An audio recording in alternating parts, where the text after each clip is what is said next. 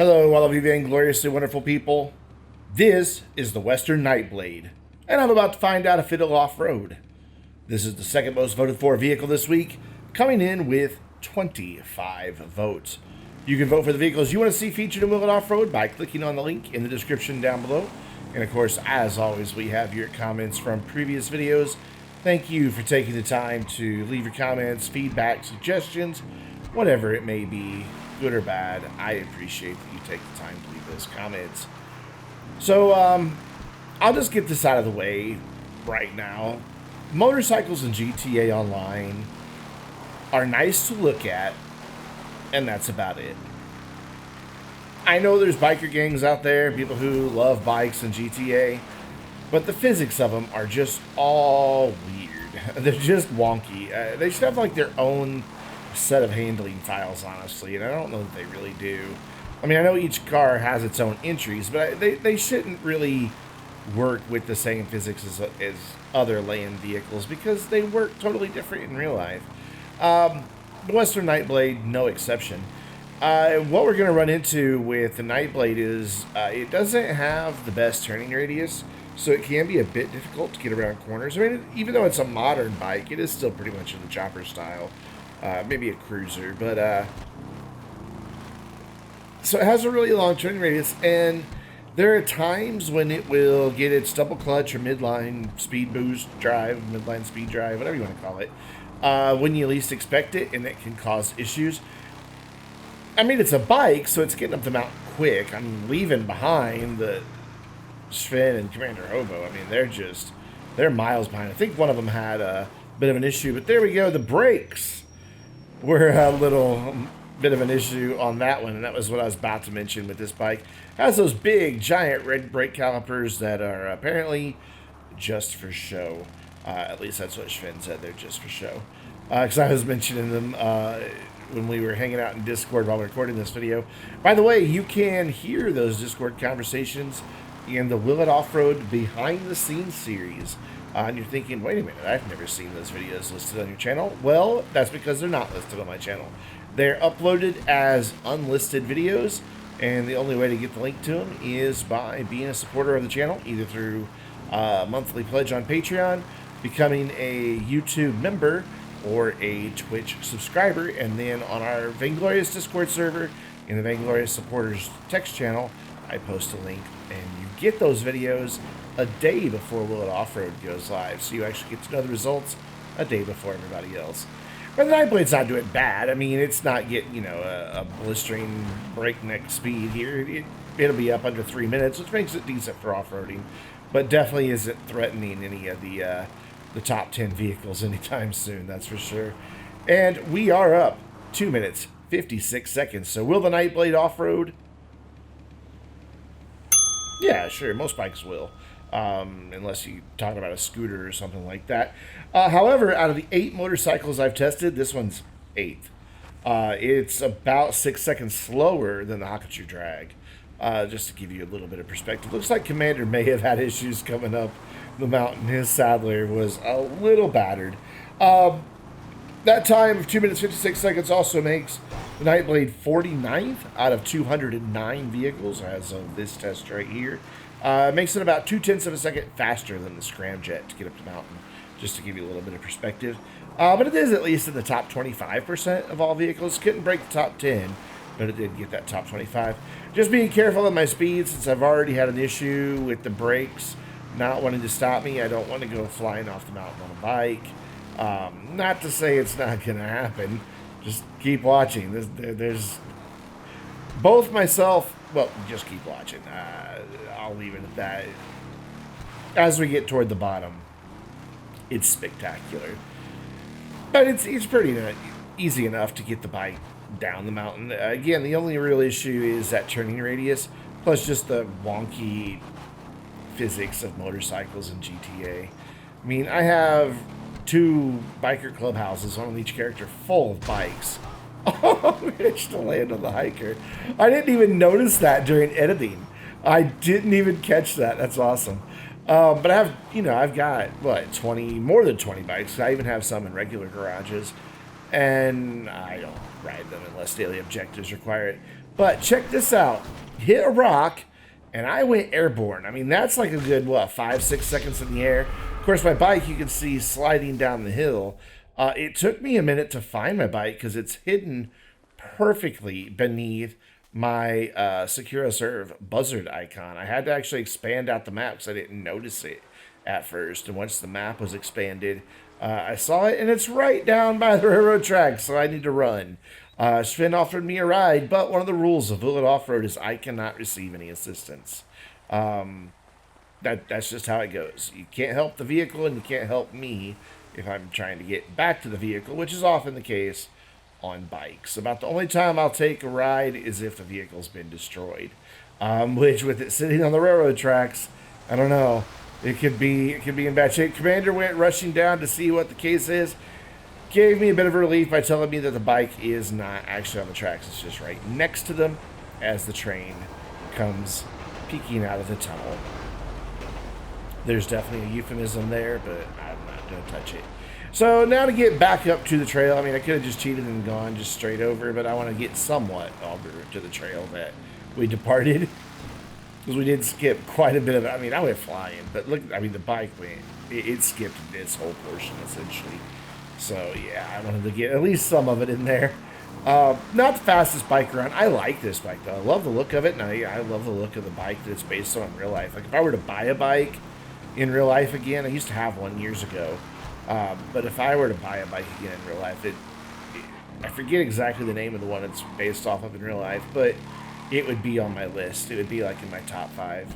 And I really am thinking about getting another bike once I get back to work. But we are down 3 minutes, 20 seconds. So, a motorcycle at the top of Mount Chiliad for a damage descent. This can only end badly. It always ends badly in motorcycles. About the only way I could make it not end badly would be to create a stunt race and do it in there. Hit that, managed to, ooh, yeah. Let's go spread eagle on a tree. My character no longer has testicles. Press F to pay respects to his balls. Managed to take a header, but survived it. Only took a little bit of my health. Well, about a third of my health. But we're back to the bike. Not that we'll stay on it very long, because it's motorcycle bouncing down a bunch of rocks on a mountain. I'm eventually going to fall off again. I mean, yep, there it is. And this time, almost dead. Like, as I get assaulted by commanders for a bumper. That was perfectly timed. Commander's right behind me. Schwinn's up ahead. At least I think that's the order of things. Trying to be careful not to fall, because, again, my health is just sitting there. I could have just stood still and waited for it to come up some more, but I decided to press forward, and, well, that was the wrong idea. Because God knows where it respawns you when you die on this mountain. And sure enough, this could not be a worse location. I'm up on such a steep embankment, and, ow, snapped my neck. I think this is why you guys vote for motorcycles. You just want to see the frustration. And it is frustrating. It really is. Plus, it costs me $500 every time I die. You guys know how I am with money. I mean, you can go ahead and make the Jew joke, but it's kind of true. I'm kind of proud that I've gotten back above $30 million in GTA. Like, I haven't bought anything in so long. I didn't even buy all the Arena War stuff. Like, I almost always buy everything that comes out with the DLC. But I think I only have, like, 2, maybe 3 Arena War vehicles. Actually, 3. The Dominator, the Sasquatch, and the Death Bike. That's it. Trying to work my way back up the mountain. Remembered that the pointing the gun uphill is a thing that helps you walk up. So pulled out that old chestnut. Even that's not helping me in some of the steepest bit. He still loses grip, stumbles just a little bit, but he gets his balance back pretty quick. And there's the bike right there. And we're up there. Cool. It's a really long damage descent. Most of these are like under 2 minutes. This one, not so much. But we're back on the bike. Let's see how long I stay on this time. I can't remember if I fall off again, but there's an engine rattle on there. Ooh, gosh. Engine damage already. Of course, as many times as this bike's gone flying and slamming into rocks, I'm not surprised. I am surprised I didn't fall off right there. but that one's perfect. Just managed to clip the edge of the opening. Bike stopped. I didn't. So, yeah, no wonder this thing's got an engine rattle. Luckily, I didn't get run over by Sven, though.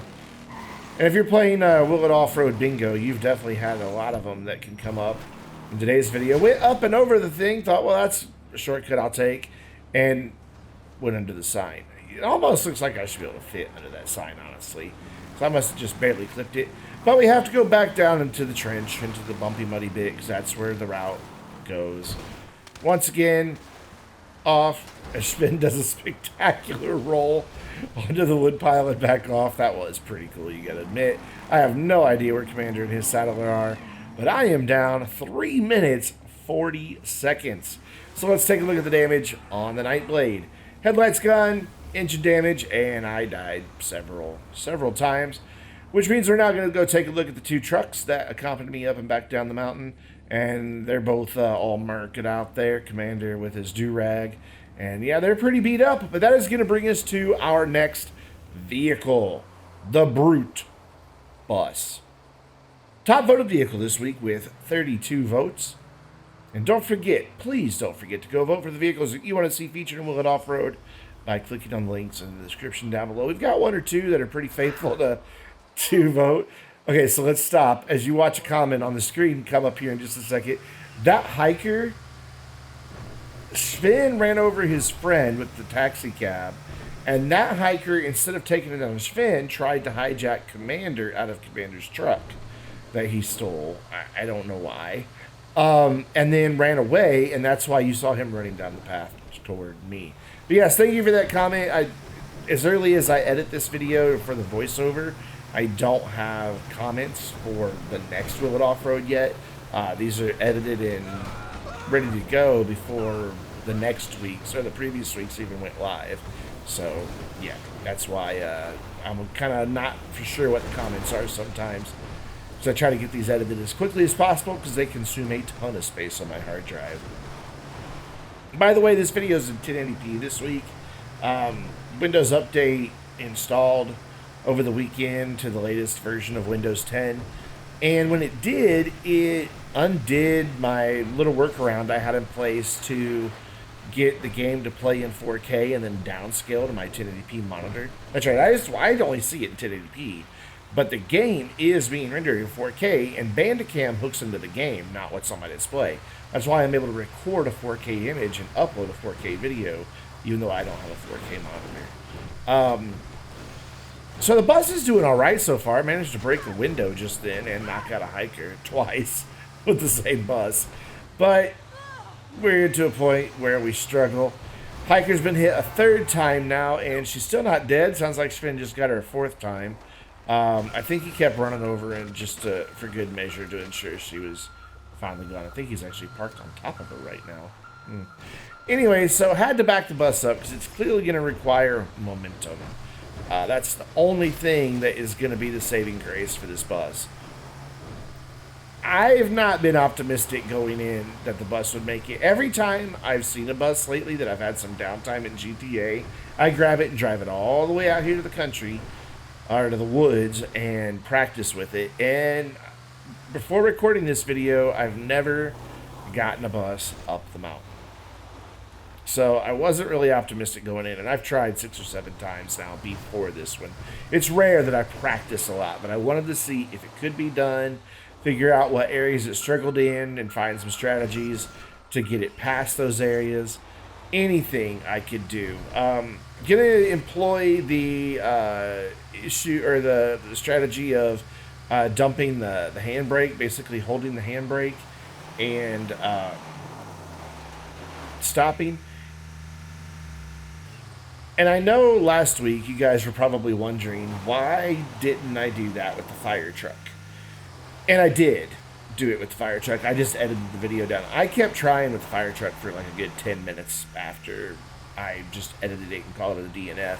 I just didn't put you guys to watching the whole thing.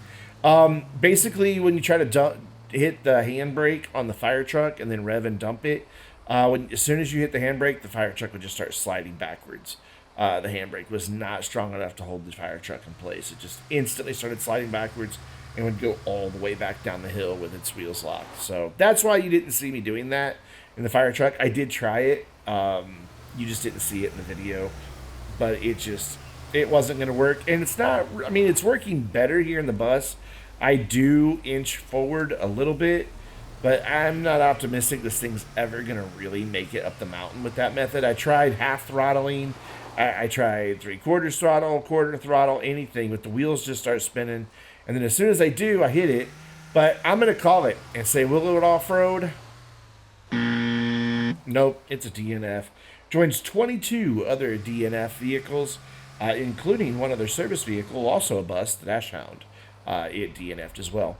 So I edited my deathmatch to be able to have a bus up at the top of the mountain, precariously worked it up onto this ramp, and with the slowest of starts, we're able to do a damage descent. And by the way, speaking of that behind-the-scenes video, you can see some actual deathmatch action. We had about 8-9 minutes left once we got down, and, well, I may or may not have pulled out an RPG after getting the screenshots that you'll see at the end of Sven and Commander's cars, and blown them up with them then wanting to retaliate.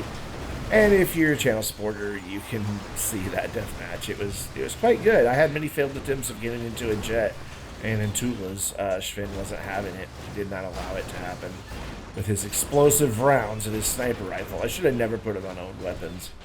I thought it'd be fun on owned weapons, though. But anyway, what I'm very surprised by, one, is that just flood, a landslide of body parts from other vehicles attacking me. But also that nobody's gone boom yet, I don't think, have they? I don't think there's been an explosion yet. I'm surprised the bus didn't explode. Since we're in a deathmatch, I don't know where Sven and Commander are in relation to me at any given moment. I didn't know I see Sven at one point. Yeah, there he is. He goes sliding under the bus as I'm upside down on my roof. And look at how bad that Sultan is just beat to hell. How we haven't blown up. So we're all three just in stolen vehicles. I mean, my bus is parked on top of the mountain for me, but they had to drive theirs up, and I think they had issues driving them up. I knew there was no way I was going to fit under the tunnel, just hoping to beat the train, and managed to do so.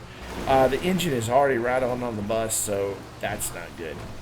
Knew I wasn't going to fit in any of these tunnels, so I just skipped them. I didn't even try. Though on this next one, issues are had. And I guess all three of us made it without blowing up. That's really spectacular. Tried to turn to the left, and it just wouldn't turn in for me. So, oh, looks like Commander caught up with us. And then I get stuck in the bus physics. Oh, Commander's in a very, very battered Seminole. The bus physics get weird here. I tried to turn the wheels at one point. Well, I thought it was that point. I guess it's after I back up here. Maybe it starts right here. Yeah, when I turn the wheels,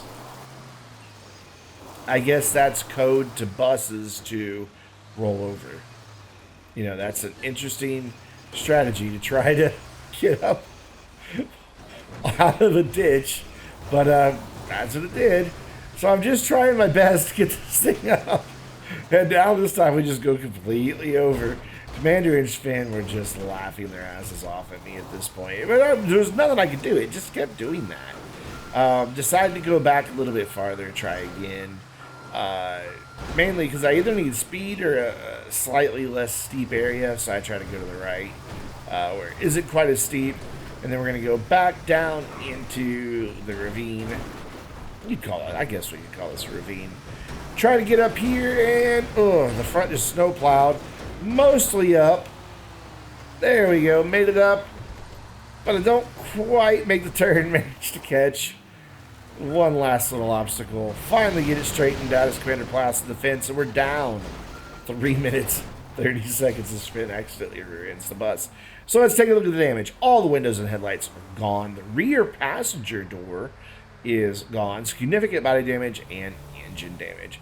And of course, we'll take a look at the stolen vehicles. Sven has a ton of smoke pouring out of that car of his, and then Commander's is just beat to hell as well.